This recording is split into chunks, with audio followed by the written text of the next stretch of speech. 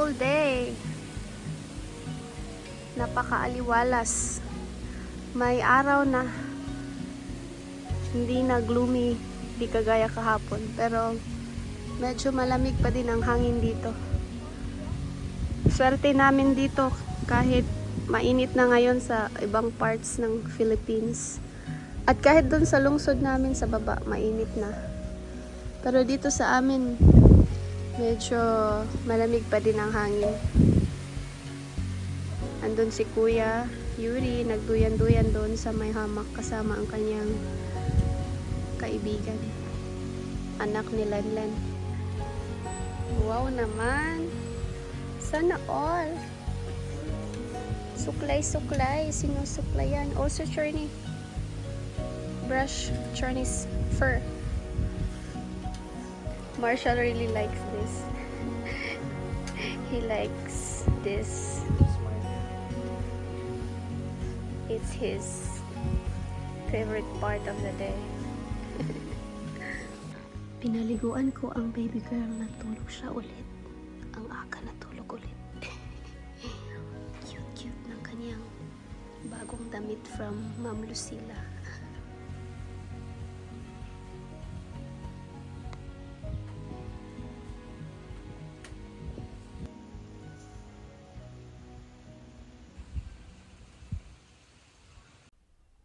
Ito nga po pala ang mga binigay ni Dimitri sa akin na bougainvillea noong International Women's Day. Hindi ako nakakatanggap ng bulaklak kay Dimitri pag Valentine's Day, pero pag International Women's Day ay nagbibigay talaga siya. And ito nga ang binigay niya sa akin noong International Women's Day. Magagandang bougainvillea na nabili niya sa Valencia. And super ganda talaga, nakakatuwa silang tingnan. Plano ko na mag-collect ng mga iba't ibang klaseng bougainvillea kasi napakaganda talaga nila. Nakakadagdag ganda sa atmosphere dito sa amin. Guwapa! Ayan, dinuduyan at pinapatulog na muna ni Dimitri si Mia dito sa labas habang ako naman ay nag-prepare ng aming lunch. Nag-prepare ako ng vegetable salad. Dilagyan ko lang ng lettuce, cucumber, tomato, olives at saka may mangga. At ang dressing naman ay olive oil at salt lang. Super simple. And ayan ang aming lunch. Ayan ang kayuri. Ayan ang aming lunch. Meron kaming ground beef, rice, and then the salad. Hi! Hello! Hi!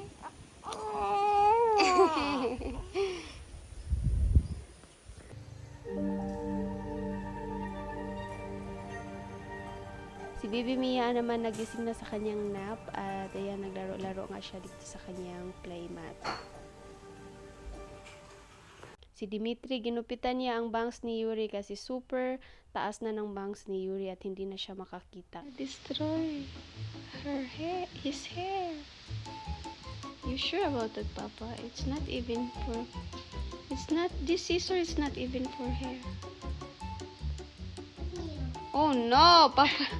Papa, what did you do? Kuya, show me.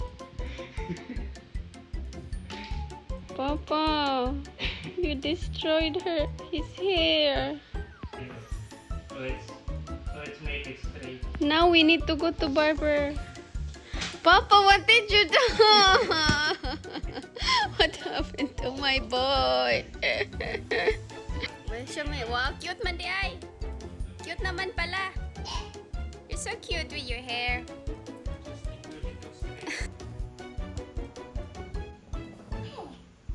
Pretty boy. Come here. Show me. Ayaw kasi niyang magpa-haircut doon sa Dumaguete. Gusto niya yung kanyang long hair. Sabi niya gusto niya ganyang hair. Mataas lang. It's my first haircut I made. First time na pinutulan ni Dimitri ang bangs ni Yuri. Kasi halos hindi na siya makakita. Ayaw pa rin yung magpa-haircut. At least na-convince yan ni Dimitri ngayon na maputulan yung kanyang bangs. We will try to grow this tomato seeds from Russia. Mama sent this to us through package last time sa vlog namin last time na nag-send siya ng nag-send siya ng package, merong mga seeds. Una kong itanim, try itong kamatis, sana mabuhay ito dito. We'll see, we will find out kung mabubuhay ito dito. I hope it's still good. It's been 3 months there, so in Manila.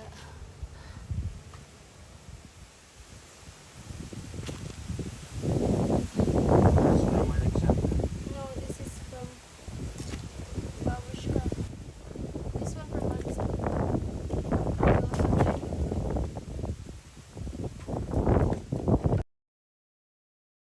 Dito kami sa may kubo namin. Ayan, nandito si Lenlen at ang kanyang baby, si Abigail. Sabi ni Lenlen, napakalaki na daw ni Mia. Parang mas malaki pa siya kay Abigail. Si Abigail ay 6 months old na at si Mia naman 3 months old. Sabi ko naman kay Lenlen, normal lang yan kasi si Mia ay may lahing Russian, si Abigail pure Filipino, kaya mas maliit talaga siya kaysa kay Mia. Diba, mix foreigner and Filipina. Russian. So ayun guys, ngayong araw nandito kami sa Valencia, Negros Oriental sa Sunday Market kasi imi-meet up namin yung kaibigan namin na Russian and Filipina couple din, nakakarating lang nila galing Russia at meron din pala silang baby na 6 months old na Russian and Filipino din. And sila yung kasama namin last trip namin sa Baguio nung nag-Baguio kami. After nga namin mag-Baguio ay nag-Russia sila at doon na pinanganak ang kanilang baby. And kakarating lang nila galing Russia, so imi-meet namin sila dito. And dito din kami mag-aalmusal. Все, мы на ярмарке. Воскресная ярмарка. While waiting for them, kumain na nga kami.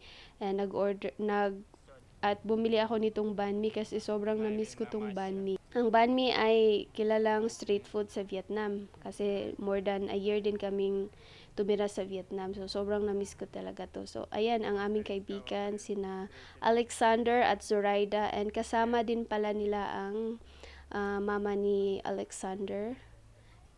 First time namin magkita ulit. Yan, may regalo sila for Yuri and super happy naman si Yuri. Inside. Oh, what need to say? Thank you. Yeah. Welcome. Скажи спасибо. Спасибо.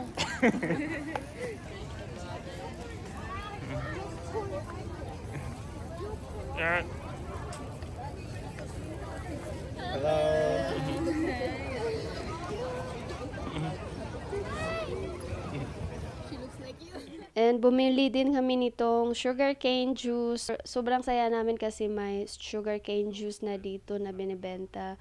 First time ko ding matikman ang sugarcane juice doon sa Vietnam, and na-miss ko rin to talaga sobra kasi nung nagbuntis ako kay Yuri, lagi akong umiinom nito doon sa Vietnam. Sobrang mura lang nito sa Vietnam.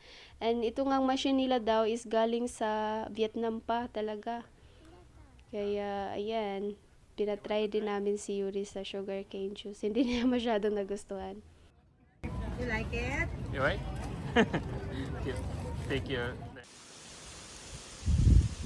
Ngayong hapon naman ay install ni Dimitri ang kanyang binili na mga rack para sa kanyang gym equipments, para sa dumbbells and plates dito sa kanyang mini gym dito sa aming carport para hindi na magkalat dito. And ayan, ina-assemble niya kasi kakarating lang niyan kanina after namin mag-Valencia. Ay pagkarating namin nandito na pala tong niya, parcel niya sa Lazada, kaya ayan, excited siya na i-assemble ito.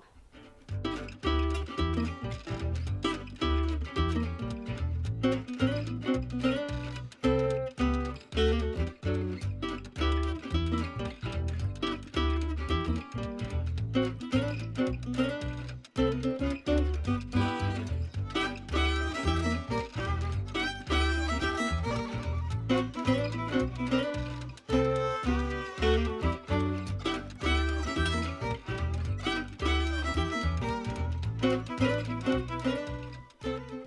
Dimitri ay hindi na pumupunta sa gym pala guys, doon sa baba. Dati kasi pumupunta siya ng gym para mag-workout kasama yung friend niya si Eugene. Kaso si Eugene ay nag New Zealand na, so wala na siyang kasama doon mag-gym. Kaya ayan, sinuportahan ko na lang siya sa kanyang mga hilig dito na magbili-bili ng mga gym equipments para dito na siya mag-gym sa bahay. And ayan, happy siya sa kanyang bagong rack para ma-organize naman niya ang kanyang mga dumbbells and plates dito. Di bali pag naka-recover na talaga ako ng tuluyan sa aking CS ay mag-gym din ako ulit para may kasama naman siya dito.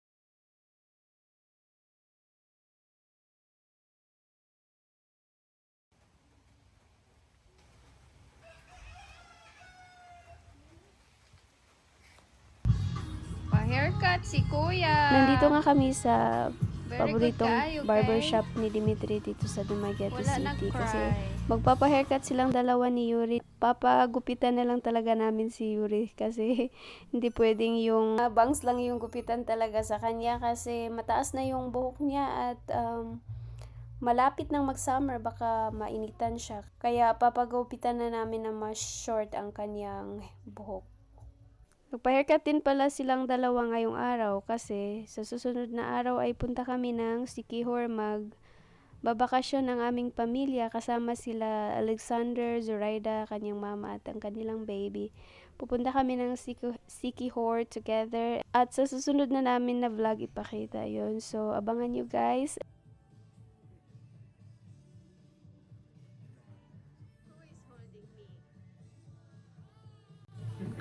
Who is holding me? Papa, I don't like.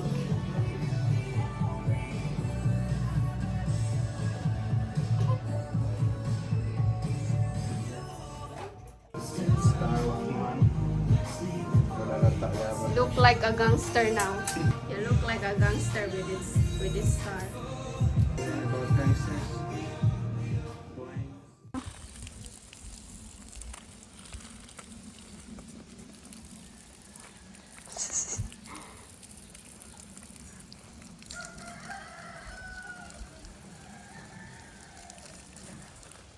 That's it for today's vlog. Magkita-kita po tayong lahat sa susunod na vlog. At sana nag-enjoy kayo sa panonood sa vlog na to. Medyo short tong vlog na to, pero sana nag-enjoy kayo.